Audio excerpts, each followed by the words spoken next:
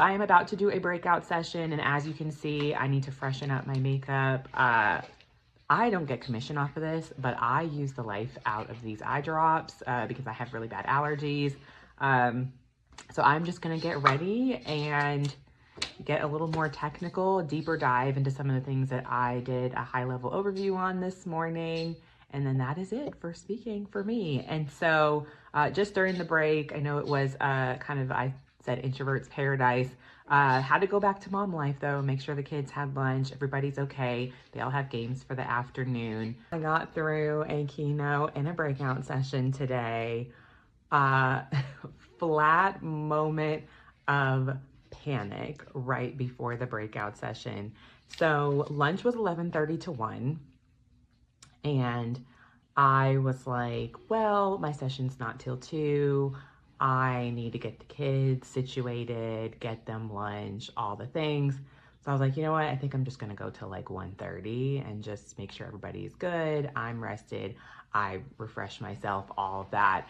And so 1:30, I'm like, oh, I just wanted to check and see what sessions I want to do in the afternoon or whatever else. So I look at the conference agenda from my phone and the way it was like broken up on the mobile view versus the laptop, it looked like my session started at 1. So it was 1:30 and I was just like, oh my gosh, I was in the agenda and advertised and I just am sitting here through my session. I was so upset. So I just leave the room. I'm running down the hallway, calling the conference organizer person. I just did not even know what to do about myself. I felt so bad.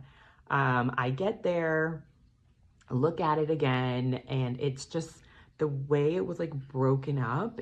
It was just like right above the time slot. So it looked like it hadn't started yet, but I was still 2 o'clock. So I got like down there, by 1:45 or whatever. And so I was early and yeah, I felt like a fool just in this whole panic. Everything went really, really well. The session was full. Definitely had an in progress tech pivot. So I had a video in my slide deck and they had the slides preloaded on their laptop, and when I got to the video the sound wasn't working. I don't know how to use any of the stuff, had no idea how to fix this. Like the sound was on the device. I'm not super technologically inclined. So I was like, and we were really close on time too. So I was like, there's no way for me to like call somebody to come in here and would have messed up the flow.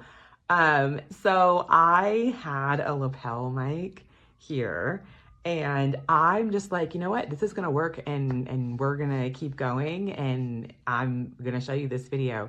So I take my phone out, I pull the video up on YouTube on my phone, play it from my phone with the sound and put my phone next to the lapel mic and have the video showing, projecting on the screen, and it worked.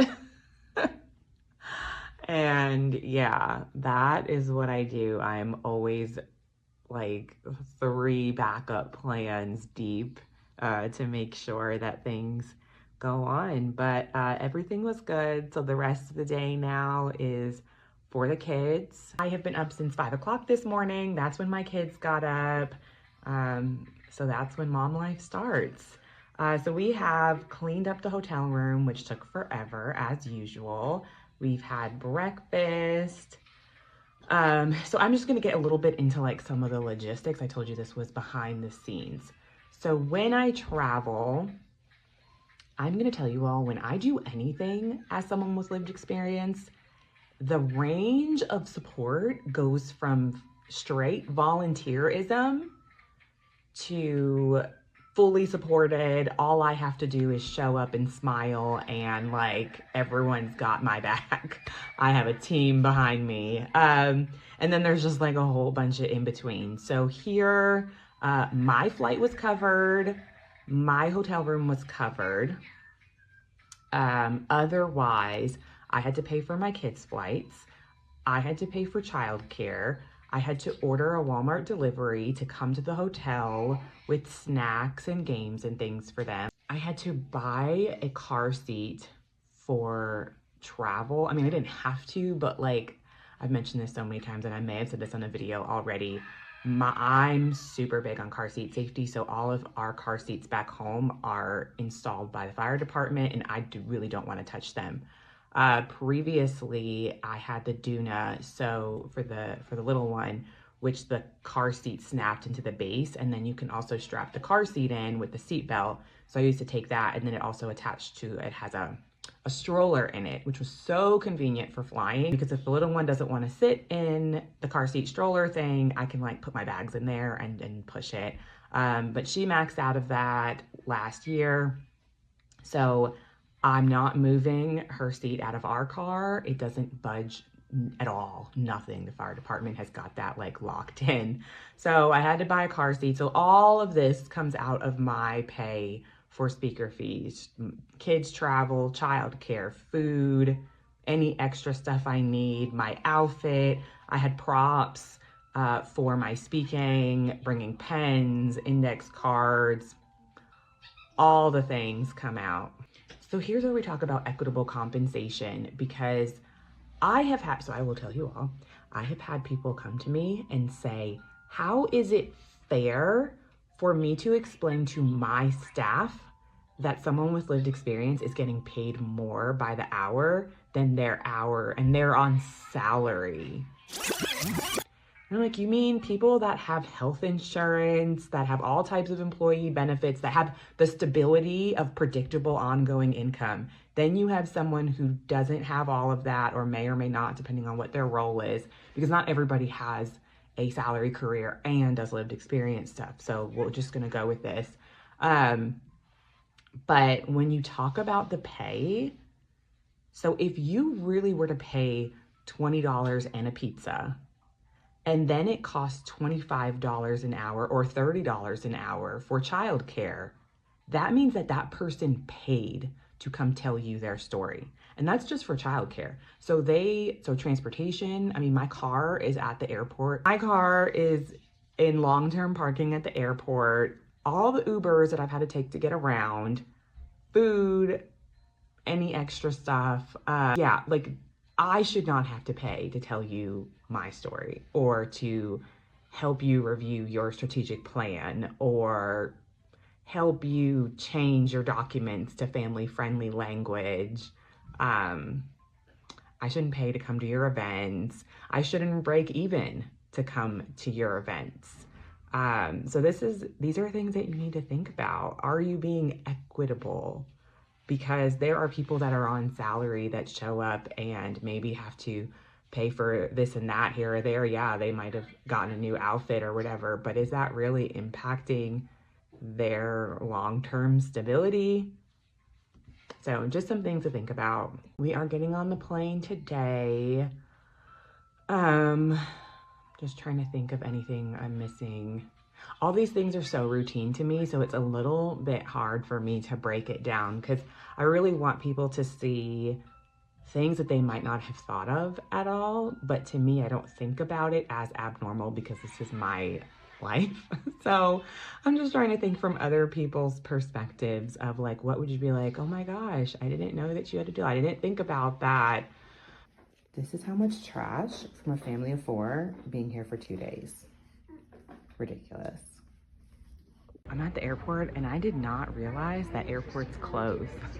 Is that ignorant? Like, I thought they were open 24 hours. Aren't flights all hours of the day?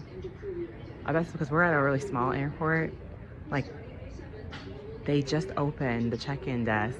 But security is still behind the gate. Y'all, this is the whole airport. Like, these are all the gates. It's the smallest airport I've ever been to. But yeah, here we are. We made it. We have kind of like 2 hours almost until our first flight. So kind of doing everything reversed.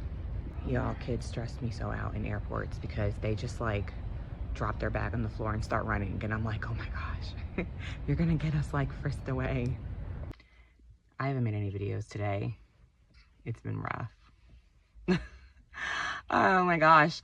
So the first airport was like, what, those 3 gates. It was like an hour and a half or whatever to the next airport. I promise you, it probably took us like anywhere from 25 to 45 minutes to just like go from where we got out. We were inside the terminal already, right? So we just went to the gate and just like one straight path. But it was like they wanted to stop everywhere. They wanted to go to the bathroom. They were dropping stuff on the floor. I mean, it just took, I could have power walked the whole thing in all of like 7.5 minutes. And it probably took us like 6 times the time with 3 kids. And we got food and stuff. We sat. It was okay from there. Then we got on the plane. The little one slept the whole time. The other 2 didn't sleep. I easily could have slept. But like, I'm always like, you know, providing like supervision over my kids. So like, I never get to unplug. So even when like I can, because I'm sitting still, like I can never like, I can't even really sleep at night ever because I'm still like one ear to the kids all the time. So I couldn't sleep. Then like, as soon as we got off the plane, like the little one's okay, but the big ones are just crying over everything, just melting down, melting down, melting down. So we're just like this whole pitiful sight because nobody wants to help. Nobody wants to do everything. Everyone's crying. So we have like a whole stranger helping us. Yeah.